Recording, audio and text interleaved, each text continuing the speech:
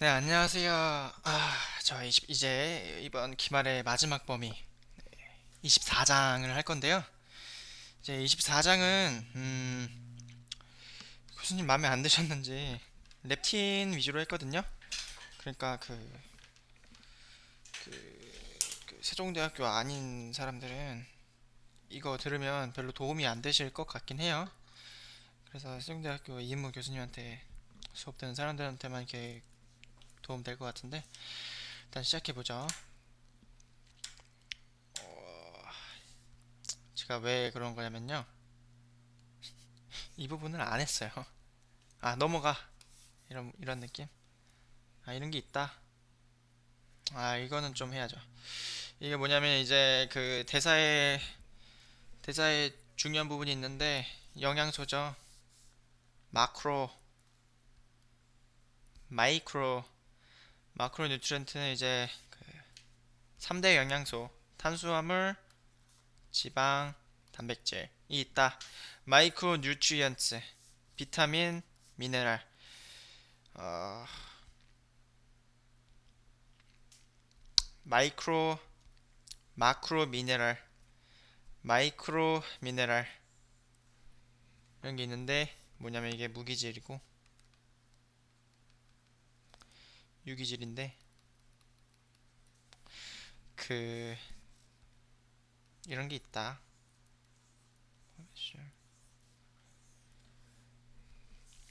그리고 뭐 무기질에는 이런 게 있다. 무기질만 외우시면 될 것 같아요. 이제 무기질 어떻게 외우냐면 좀그 F 들어간 거 있죠. F 그 F 철과 비슷하니까 구리 그리고 이제 아이언 아이오다인 그거 이외에는 그냥 유기질 이렇게 생각해보면 될 것 같고 이 크롬과 망간은 우리 몸에서 얼마나 필요한지 모른다. 그렇고 이제 프로틴에는 이제 세 가지 특징이 있는데요. 첫 번째 특징은 이제 저장 형태가 없는 것이고 두 번째는 이제 그 필수 아미노산이라는 게 있어서 이거는 몸에 무조건적으로 필요하다. 합성을 못한다. 그런 게 있고 이제 저장 형태가 없잖아요. 그래서 먹으면 계속 분해가 돼요. 분해가 돼서 이제 쓰인다. 이래서 그 근육 만들기가 어려운 거지. 하여튼 이런 게 있다. 하루에 필요한 양이 이 정도다. 비타민 수용성이 있고 지용성이 있다. 그렇다. 푸드 피라미드가 있다. 그렇다. 이제 아, 역시 매일각 좋아하는 교수님. 비만이 나왔는데 이런 거 되게 좋아하죠. 어느 책에서 생물 책에서는 이런 사진 되게 좋아하죠. 렙틴이 있어요. 렙틴이 메이저 롤 중요하다는 거죠. 렙틴이 이제 시상하부에 들어가서 이제 여러 신경세포들한테 건드리는 자극을 주는데 이런 자극이 이제 그 배고픔을 호소하고 안 그러면 포만감을 유발하는 그런 반응이라는 거죠. 그래서 이 렙틴 시그널이 내려오면요, 이 근육에 렙틴 시그널이 내려오면 AMK가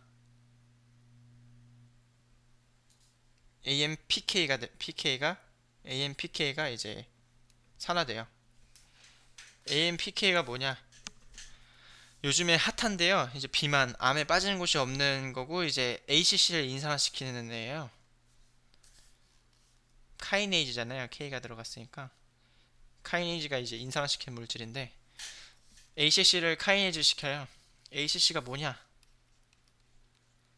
아세틸 코에 오 코엔자임 알지? 코에 카르복실레이즈.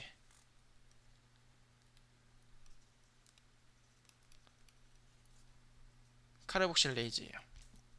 그래서 이게 음 그 이게 이제 아세틸 코에이를요 말로닐 코에이로 바꿔줘요. 이 ACC가요. 근데 이 AMP가 하는 역할이 이 그 ACC가 하는 역할이 아세틸 코에이를 말로닐 코에이로 바꿔주는 역할을 해요. 얘가 아세틸 코에이를 말로닐 코에이로 바꿔주는 역할을 해요. 그러니까 결국에는 ACC가 많으면 말로닐 코에이가 많아진다는 거죠. 근데 말로닐 코에이가 비만에 별로 안 좋은 일을 하거든요. 얘가 뭘 하냐? 이거 화살표 보지 말고요. 얘가 뭘 하냐? 사이토플라즈믹 패티 애시드 있죠. 그러니까 세포질에 있는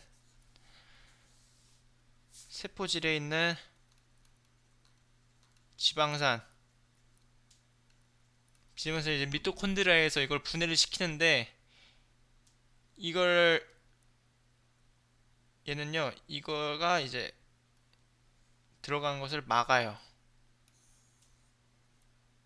안 좋은 거죠 저희한테는. 지방산이 빨리 산화돼야 되는데 안 산화되는 거예요.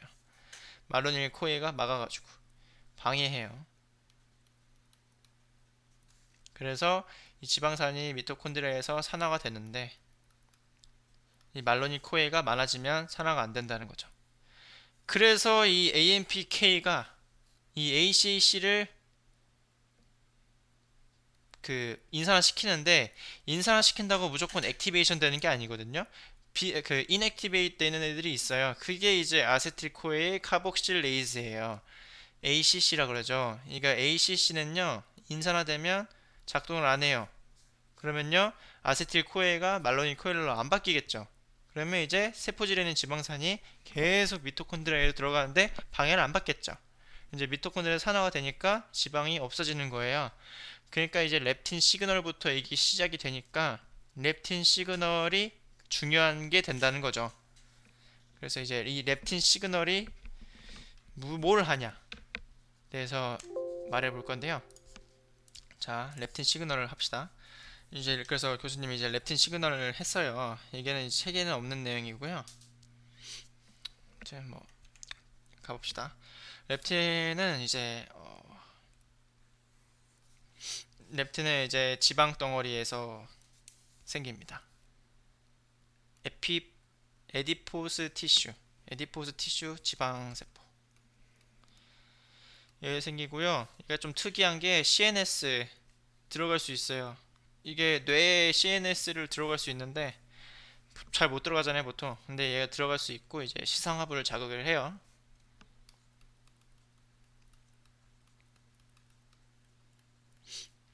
그래서 이게 식욕 조절,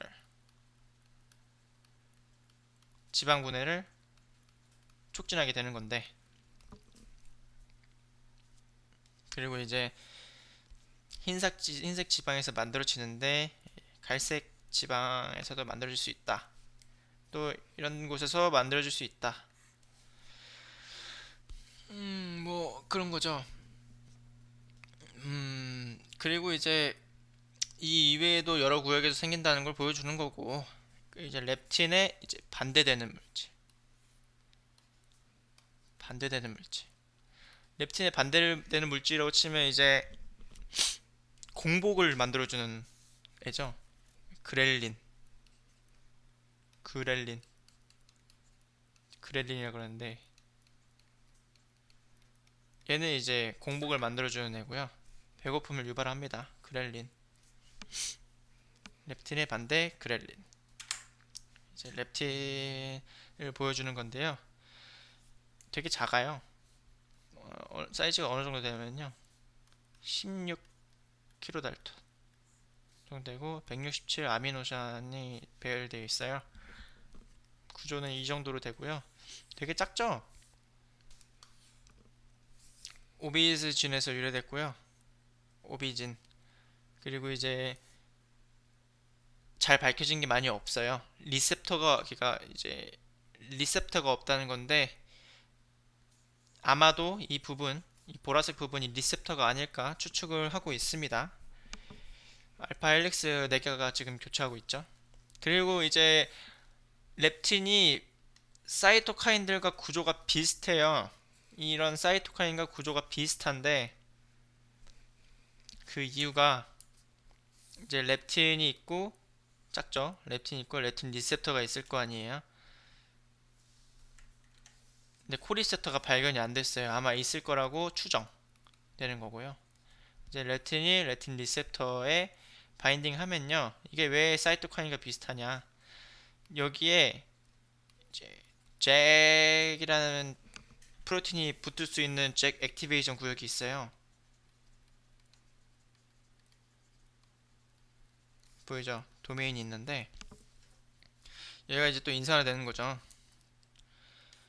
잭 액티베이션 구역이 있는데 이거는 이제 멤브레인 부분이에요. 이 멤브레인 부분. 하여튼 그런데 이제 사이토카인도 잭 액티베이션 부분이 있다는 거예요. 그러니까 서로 구조적으로 유사하니까 렙틴은 렙틴이라고 부르긴 하지만 사이토카인과 비슷한 애 아닌가라는 말이 있고요. 이제 잭 카이네이즈라 그러거든요.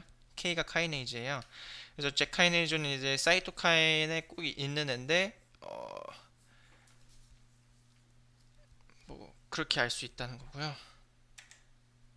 뭐 렙틴은 5가지 종류가 있다. 거기까지 알 수 있고 그리고 지방 조직을 그 하기 전에 여기부터 봅시다. 렙틴이 감소를 하면요. 뭐가 좋냐? 뭐가 안 좋냐? 안 좋냐부터 따져야죠. 렙틴이 좋은 거니까. 식욕이 증가하고요. 비만이 될 확률이 증가하고요. 면역이 억제되고요. 성호르몬 반응성이 낮아집니다. 안 좋은 거밖에 없어. 이게 왜 그러면요. 이 지방 조직 때문에 그러는데 이 지방 세포는요. 표피, 진피 내려가면 이제 기저막 부분에 결합 조직이 많이 있는데 그 이 에피포즈 티슈 있잖아요. 얘의 그 중요한 기능은 지방산을 많이 갖고 있다는 건데요. 그 트리글리세라이드 트리글리세라이드 형태로 지방이 추출된다고 합니다. 그리고 이제 이게 쿠션 기능과 이제 절연체 역할을 할 수 있다를 알 수 있고요. 그리고 이제 염증성 물질을 얘네가 내보내요. 그래서 이제 비만이 되는 거고 당뇨와 이제 연관성이 있는 거고 그래서 이제 세포의 민감성이 떨어져가지고 이런 면역이 낮아져가지고 막 문제를 일으킬 수 있다는 거죠. 비만이 일어나고. 그리고 이제 시상하부에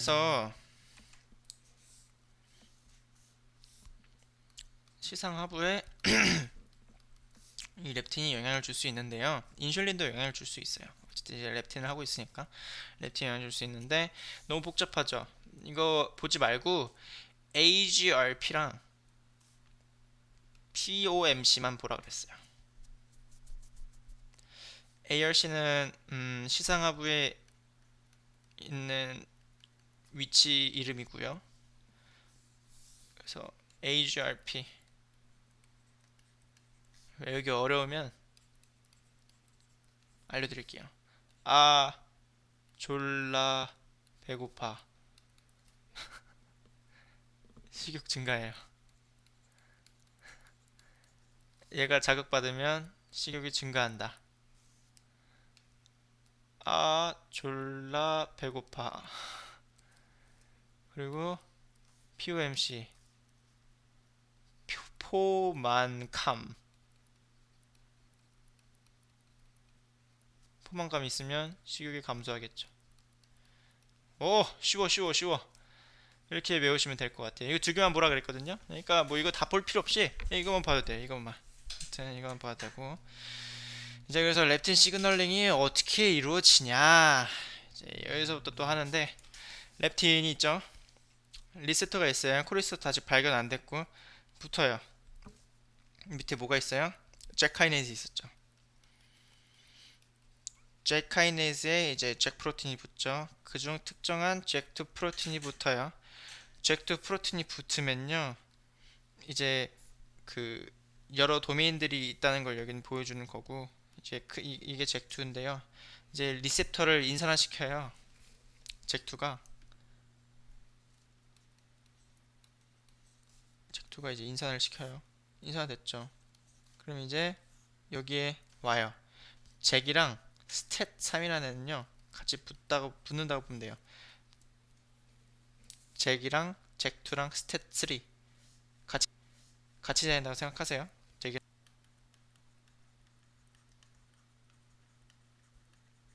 깜짝 놀랐네. 그리고 너무 어렵죠. 안 들어간대요. 개꿀. 그리고 이제 이걸 보여주는 거고요. 잭2가 있죠. 스탯 3가 오죠. 스탯 3가 이제 카이네즈 되면 여기 와요. 그래서 이게 또 그 인산화돼요. 스탯 3가 인산화되면요, 원래 쌍으로 다닌대요. 스탯 3는요. 그래서 다이머 형태로 붙어 다니고요. 이게 활성화 되잖아요. 이제 인산화됐으니까. 그럼 이제 전사인자로 핵 속 안에 들어가서 그 타겟젠과 이제 결합해서 프로틴을 만든다라고 보시면 될 것 같고요. 그래서 이거 다음으로는 이제 뭐 들어가는 거 없어서 이걸 한번 정리를 해보면요.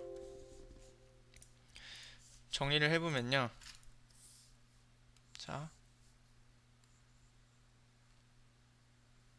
이렇게 있어요. 코 리세터도 같이 그릴게요. 렙틴이 붙었어요. 렙틴 리셉터고요. 여기에 뭐가 있어요? 잭 액티베이트 도메인이 있어요. 여기에 이제 렙틴이 결합을 하면요, 이 잭2가 와서 붙어요. 잭2가 와서 뭘 하냐? 여기를 인산화시켜요. 좀 그림이, 잭은 여기서 인산을 시켜요. 인산화시키면 누가 오냐? 같이 붙어내야 되겠죠. 스탯 3가 옵니다. 그러면 이제 이 잭2와 이제 스탯 3가 다이아모 형태로 인산화된 스탯 3가 이제 다이아모 형태로 붙고 핵 안으로 들어가서 타겟진과 결합해서 전사가 이루어진다. 여기까지 아시면 이제 렙틴에서 끝난 겁니다. 한 개 더. 렙틴이 시상하고 가서 뭐 건든다 그랬죠. 존나 배고파. 포만캄. 식욕 감소.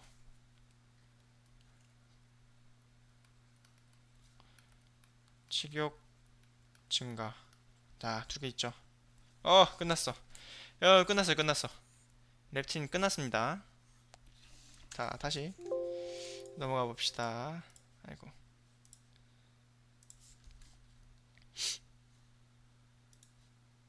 네, 그러면 이제 다시 봅시다. AMPK 있고, AMPK가 이제 아세틸 코에 카르복실레이즈를 이제 인산화시키면 이 ACC가 inactive 돼서 아세틸 코에이를 말로닐 코에이로 바꾸지 않고, 이제 말로닐 코에이는 지방산을 이제 잡아두질 않기 때문에 세포질에 있는 지방산은 이제 미토콘드리아에 들어가서 산화되게 됩니다.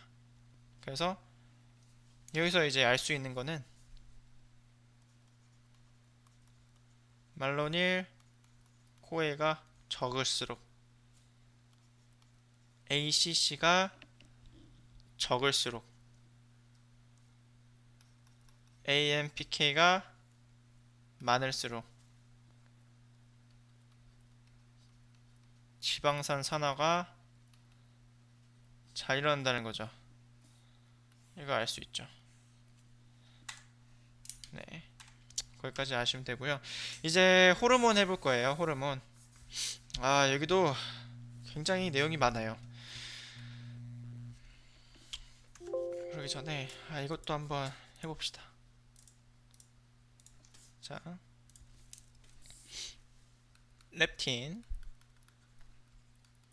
시그널에 대해서 비만에 영향을 주는 과정, 시상하부에서 이제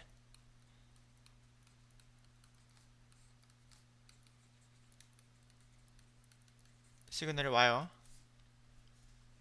렙틴이 뭘 하냐? 맨 처음에 AMPK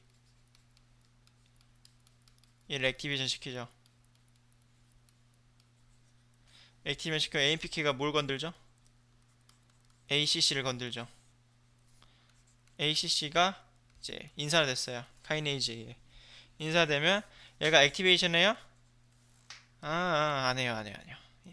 얘는 아세틸 코에가 이제 변하게 만들어주는 앤데 인산화가 되면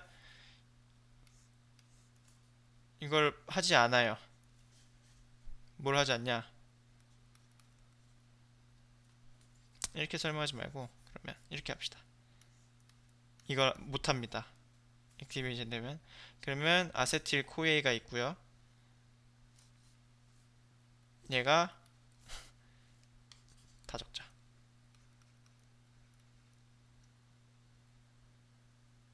틸 코에가 말로닐 코에이로 바뀌게 되는데 원래 ACC로부터 이 말로닐 코에이가 뭐를 하는 역할이었냐면 세포질에 있는 패티 애시드를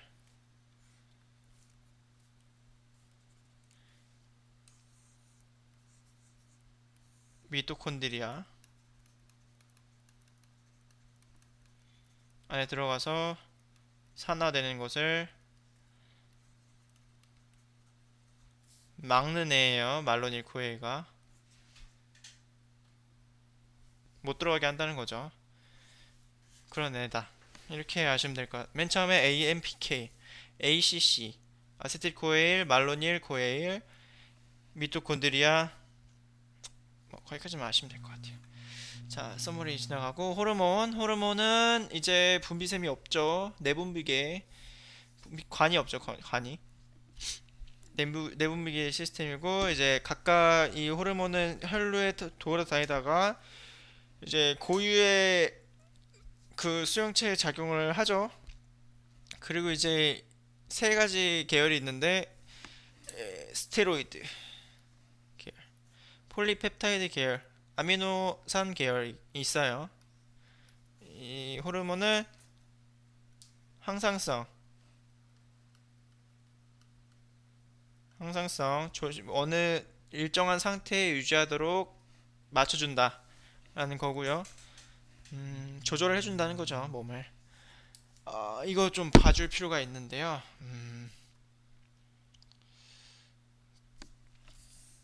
폴리펩타이드,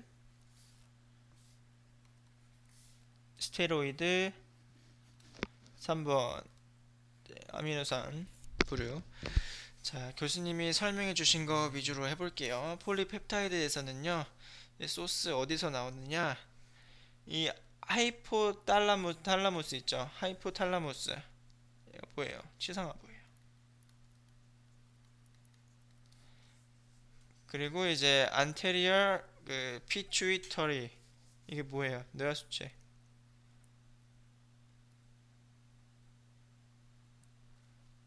피추이터리가 뇌하수체인데 안티오모가 있고 포스터리어가 있잖아요. 포스터리아는 이제 안티어는 이제 전엽, 포스트는 이제 후엽, 여섯 후엽 얘기하는 거고 이제 아데날 콜텍스가 있잖아요. 아데날이 이제 부신, 코텍스라 그러면 이제 피질, 코에서 피가 난다. 피질. 또 이제 아데날 메듈라가 있어요. 속질. 메디움 미디움이잖아요. 중간 부분 속이고 부신 속질. 다이로이드. 이게 뭐예요? 갑상선. 자, 이렇게 있습니다. 그리고 호르몬. 이 부분은 대부분 다른 호르몬을 자극시켜주는 릴리싱 팩터, 다른 기관 보고 이제 릴리스 해달라 그런 애들이고, 또 판크리아스라고 있는데, 판크리아스가 어딨지? 알겠다. 판크리아스도 있는데 얘를 언급 안 했네요. 판크리아스는 이자입니다. 이자 베타셀 알파셀에서 나오는 거. 베타셀에서는 인슐린, 알파셀에서는 글루카곤.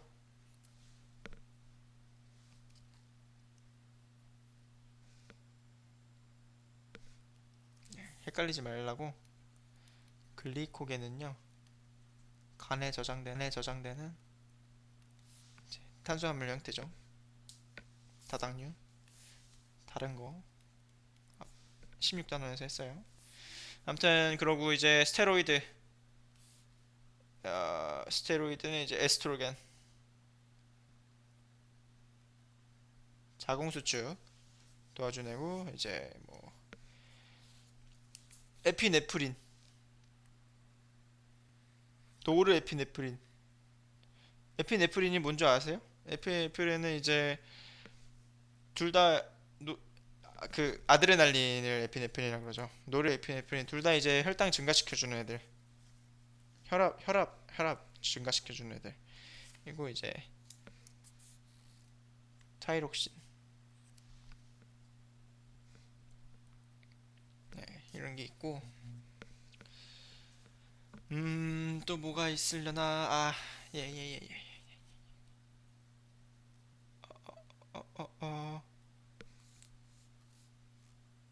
바소프레신.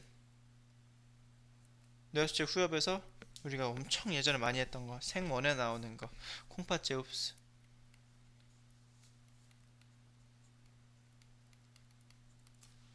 그리고 옥시토신. 죄송합니다. 이게 자궁수축이네. 에스트로겐은 그냥 여성 호르몬이라고 보면 될 것 같아요. 부산 피질.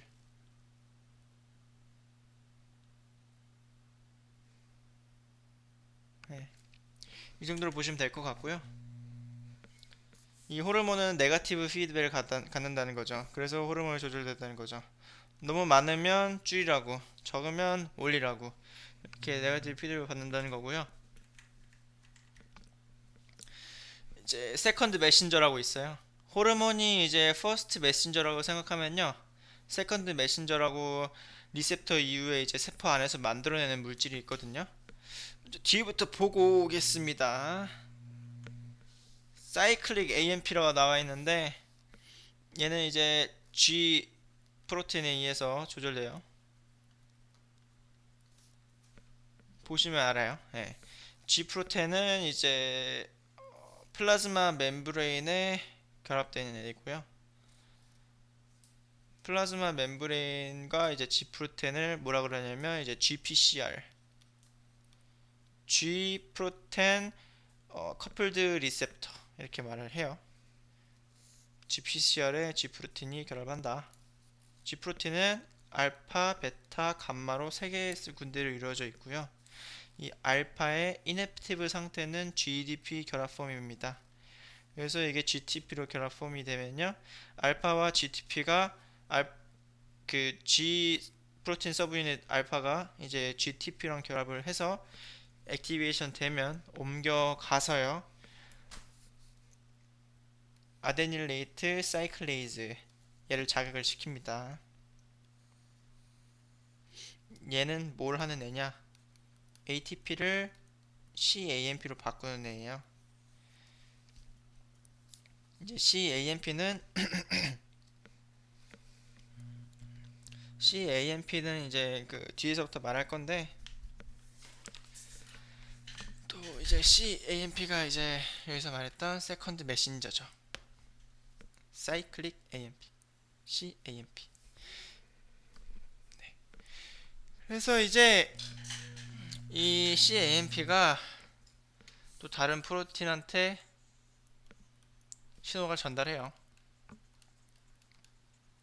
이렇게 보시면 될 것 같아요. 자, 제가 한 말이 그대로 있을 거거든요.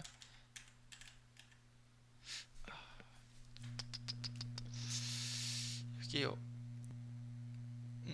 없구나. 제가 이거를 이렇게 놓고 이걸 이렇게 놓고 이걸 없애버렸는데, 그냥 새로 제가 그릴게요. 안되겠다. 어떻게 되는 거냐면요, 자,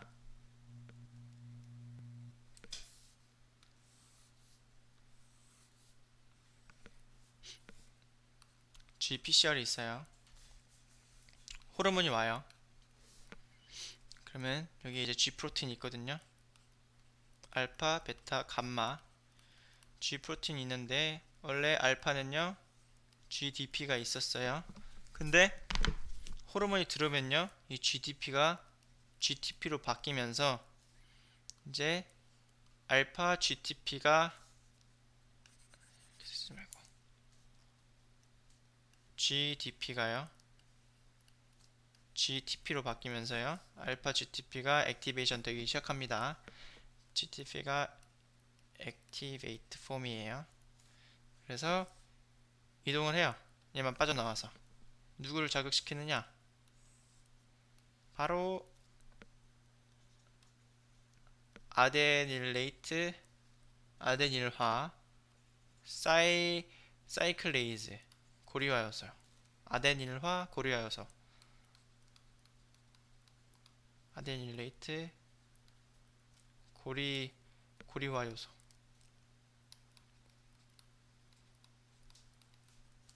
여기에 액티베이션 시키고 얘는 자체적으로 이제 다시 가수분해돼서요, 인상기가 빠져나가면서 다시 돌아와요.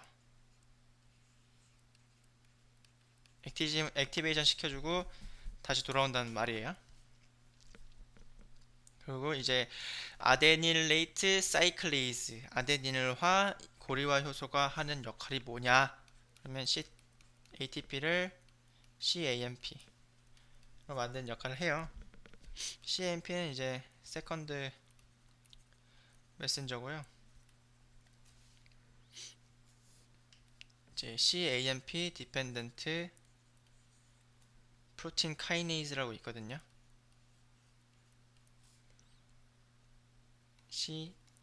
CAMP 디펜던트 프로틴 카이네이즈라고 있어요. 이게 이제 레귤레이터리한 부분이고, 조절 부분, 카탈리틱 촉매 부분이 있어요. 근데 이 CAMP가요, 얘랑 결합을 하면서 어떻게 되냐면,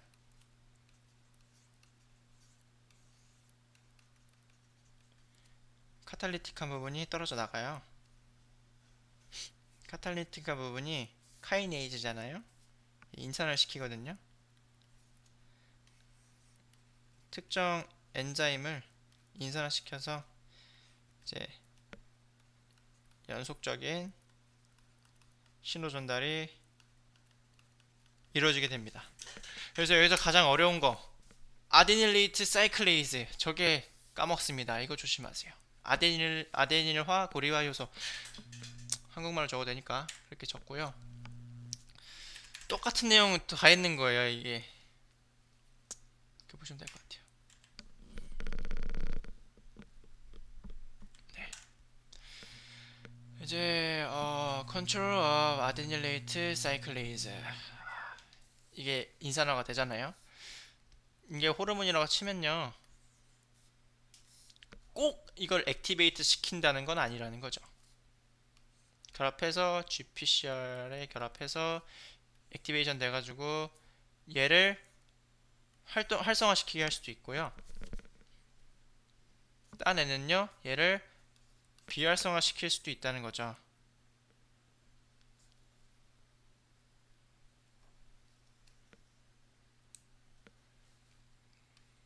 이렇게도 할 수 있다는 거죠. 네. 뭐 그렇다고 보시면 될 것 같고요.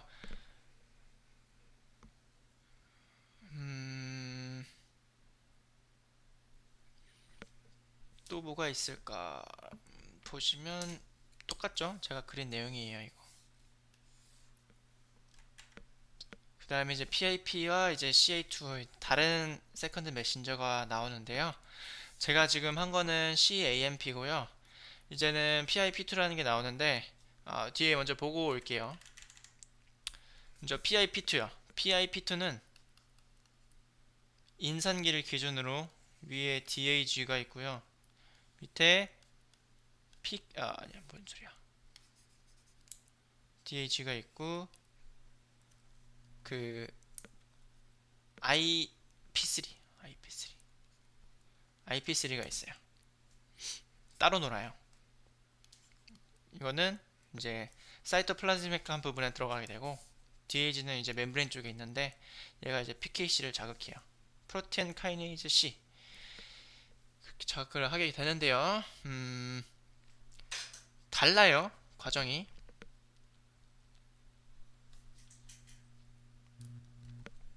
네. 보시면 PI P2입니다. 인상기 기준으로 위에 DAG 밑에는 IP3 있죠? 네, 시작할게요. 호르몬이 왔어요. 리스트에 결합을 했어요. GPCR에 결합을 했어요. 그럼 이제 GTP 폼이 되면서 이제 GTP는 이 알파 서브 유닛이랑 갈 거 아니에요. 이제 이번에는요 앞에서는 어디를 갔어요? 앞에서는 아데닐화 고리화 효소로 갔지만 이번에는요 포스폴리페이즈 C로 가요. 포스트폴리페이즈 C로 가요. PLC라 그래요. PLC. 포스트 폴리페이즈 C를 자극을 하는데 얘는 뭘 하냐? 쪼개요. 이 PIP2를 쪼개는 역할을 해요. 쪼개요. 어디를 쪼개준다 그랬어요? IP3랑 DAG랑 쪼개준다 그랬죠. DAG는 이제 뭐랑 결합을 하느냐? PKC랑 결합을 해요. 프로틴 카이네이즈 C. 카이네이즈 시키잖아요. 이제 프로틴 카이네이즈가 이제 어떤 걸 카이네이즈 시키고 이 단계가 여러 가지가 있는데 이 책은 고맙게도 한 개로 합쳐버렸어요. 그래서 이제 이게 칼슘 채널을 오픈 닫을 수 있다, 조절할 수 있다 그런 거고요. IP3는 뭘 하냐? IP3는 이제 ER 소포체 부분에 칼슘이 엄청 많거든요. 그 부분에 이제 칼슘 채널을 건드려서 칼슘을 나가거나 들어가게 한다. 그래서 이 칼슘 노란색 있죠. 노란색이 막 나오는데요. 이 칼슘이 칼모듈린과 결합을 해서 카이네이즈를 액티베이트해서 이제 카이네이즈가 또 다른 프로틴을 뭐 그 인산화시켜서 이제 점점 더 신호가 다단계로 이어갈 수 있게 한다는 거죠. 제가 말로 설명했잖아요. 이것도 한번 그려볼까요? 보시면 네, 똑같아요. 반복해 봅시다.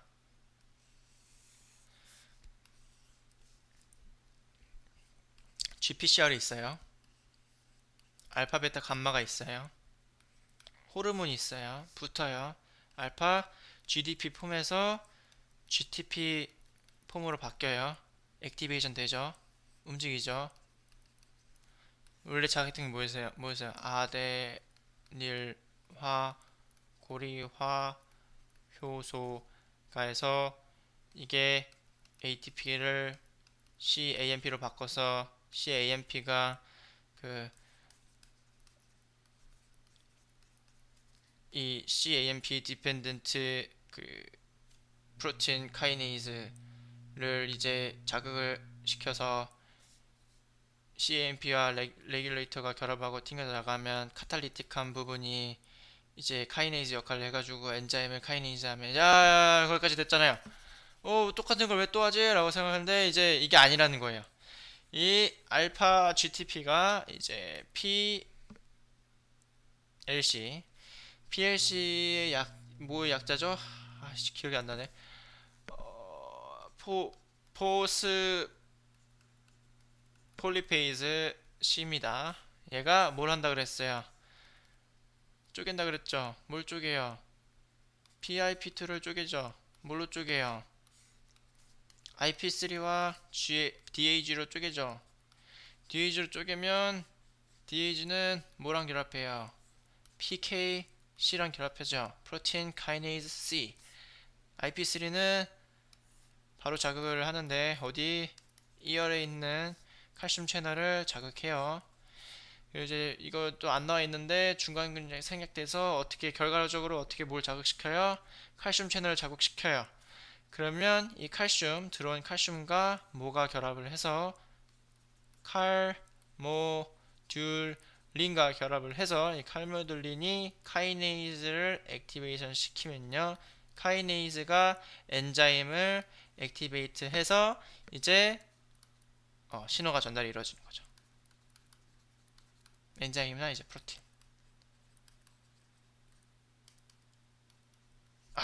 완벽해요. 여기까지 이해되셨죠?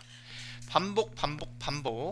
또 이제 리셉터 타이로신 카이네이즈입니다. 리셉터 타이로신 카이네이즈예요. 이게 뭐냐? 카이네이즈? 돌아다니는 거 아니야? 라고 생각할 수 있는데 리셉터예요. 그러니까 리셉터 자체로 이제 카이네이즈 역할을 가능하다는 거죠. 인산화를 유도시킬 수 있다는 거죠. 이제 이게 타입이 세 가지가 있는데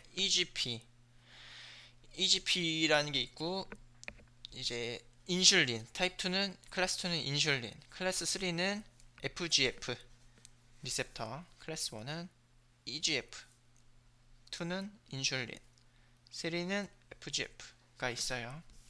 얘는 이제 그 시스테인 리치고요.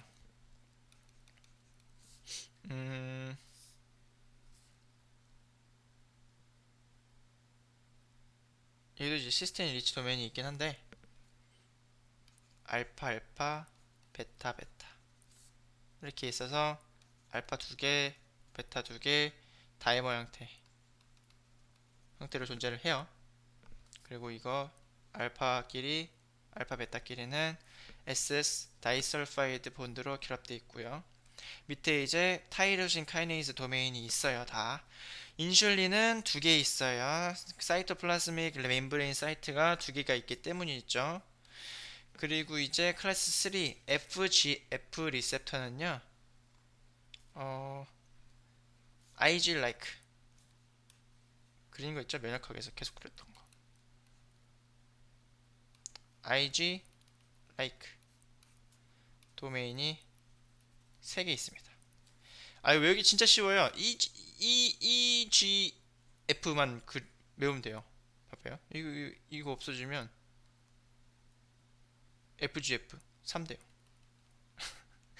그렇게 외우시면 된다고요. 뭐 어려운 게 아니잖아요.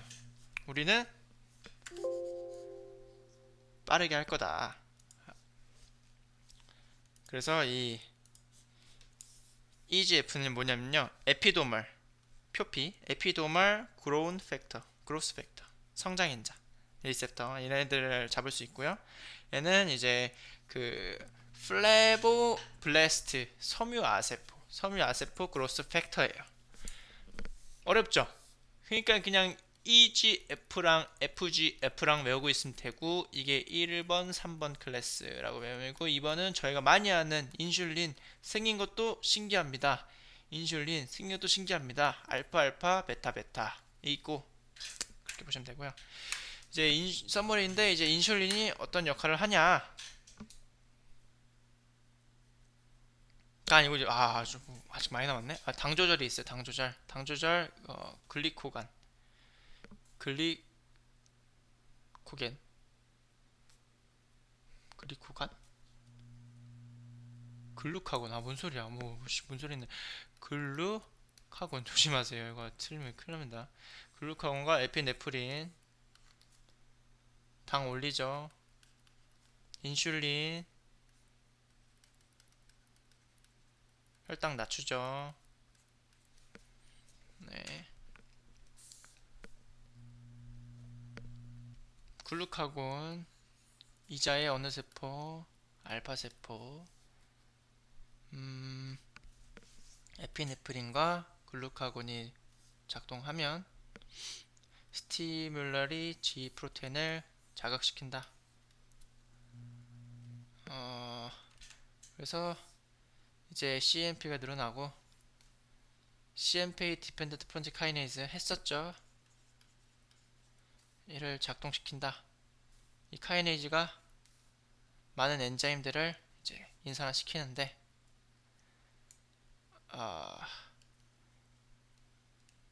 이제 이런 스텝을 카스케이드 스텝이라 그런다.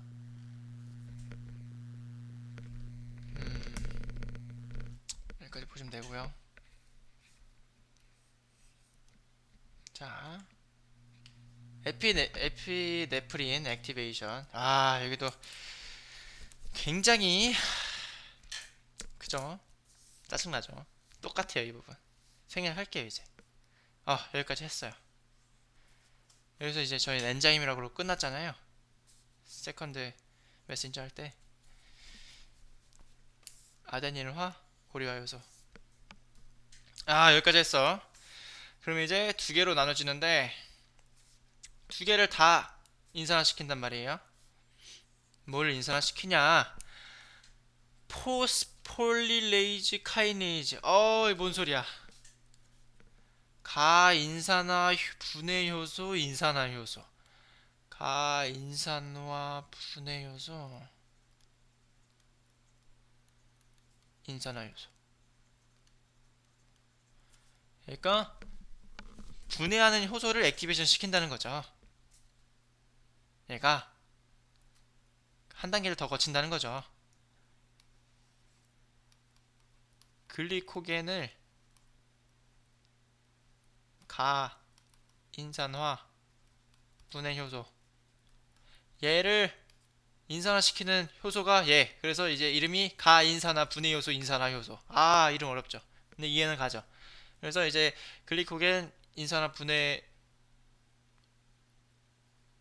효소가 이제 인산화되면 이제 글리코겐을 분해한다 라고 보면 되고, 이제 이건 글리코겐을 합성하는 놈.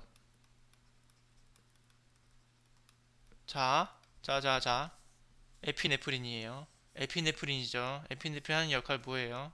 혈당 올려야 되죠. 혈당 올려야 되는데 글리코겐을 합성해요. 말이 안 되죠. 근데 얘 인산화했대요. 그럼 얘가 무슨 말이에요? 인산화하면 inactive 된다. 에서 알 수 있죠. 왜냐하면 지금 에피네프린의 글리코겐 신테시스에 신테아제에 인산화가 됐는데, 이게 그럼 액티베이션 되면 혈당이 낮아질 텐데 말이 안 되잖아요. 그러니까 글리코겐 신테아제는 인산화된 게 inactive 폼이라는 거죠. 쉽다. 이렇게 보면 되고. 어렵다. 각각 예시가 나와 있다. 이제는 글루카곤, 베타 이자의 알파 세포, 판크리아스. 맞죠? 똑같아. 진짜 똑같아. 그래서 결과론적으로 얘가 작아진다. 너무 힘들다. 근데 얘가 낮아진다. 얘가 뭐냐라고 했을 때, 포스토 이거 뭐라 그러냐? 프락토스 비스인산.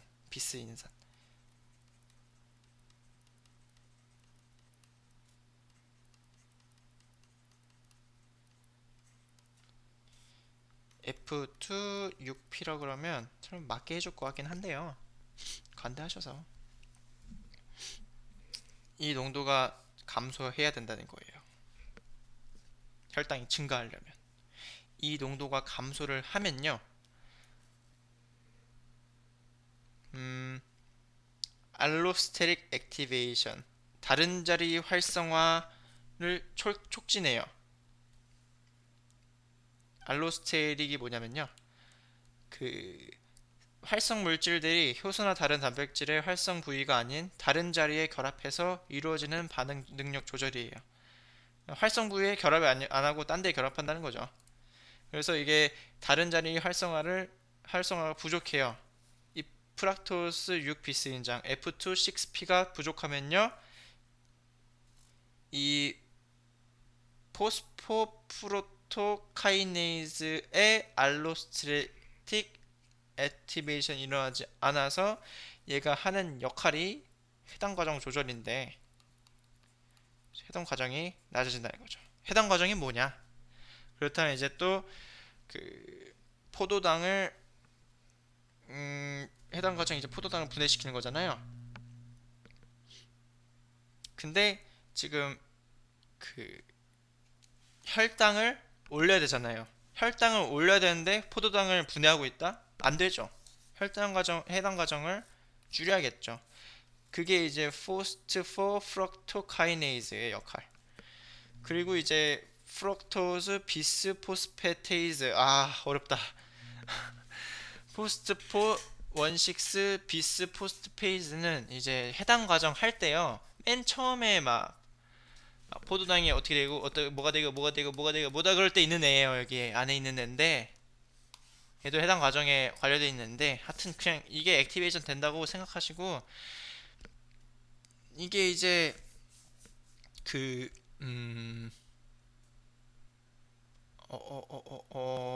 포도당 합성이, 포도당 신합성이라고 그러거든요. 이거를 포도당 신합성이 증가한다고 보시면 된다. 그냥 포도당 합성이 많이 된다. 비스가 들어간 놈은 그렇게 보시면 될 것 같아요. 나도 이거 좀 어려워서 이 위에 거만 외웁시다. 위에 거는 해당 과정 조절하는 에라니까. 얘는 솔직히 뭘 하는지 찾아봤는데요, 못 찾겠어요. 서머리. 이게 인슐린, 알파, 베타. 인슐린은 프로인슐린, 전구체 프로인슐린에서 이제 또 프로인슐린이 되고, 이제 이게 패키징 과정을 거쳐서 전사후 재조정이 되어서 이제 인슐린이 된다.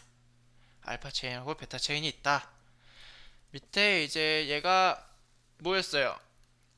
클래스 2 기억나시나? 리셉터 타이로신 카이네이즈. 그러니까 이제 밑에 있겠죠. 타이로신이 있겠죠. 타이로신이 인사되겠죠. 인사되면요, 여기에 IRS라는 애가 와요. 뭐냐면 인슐린 리셉터 서브스트레이트. 여기 와서 반응이 일어난다. 어떤 반응이 일어나느냐? 인슐린을 뭐하는 애요? 혈당 낮추는 애죠. 그래서 그 글루코스 업테이크. 글루코스가 뭐예요? 단당류죠. 글루코스 업테이크 잡아내고, 글루코스 브레이크다운, 글루코스를 없애고. 문제 아시겠죠? 네. 단당류는 전 단원 탄수화물에서 했으니까 그거 보면 되실 것 같고, 인슐린 효과가 이런 프로세스를 거친다라고 보시면 될 것 같아요. 수고하셨습니다. 드디어 이제 기말고사가 끝났네요. 화이팅!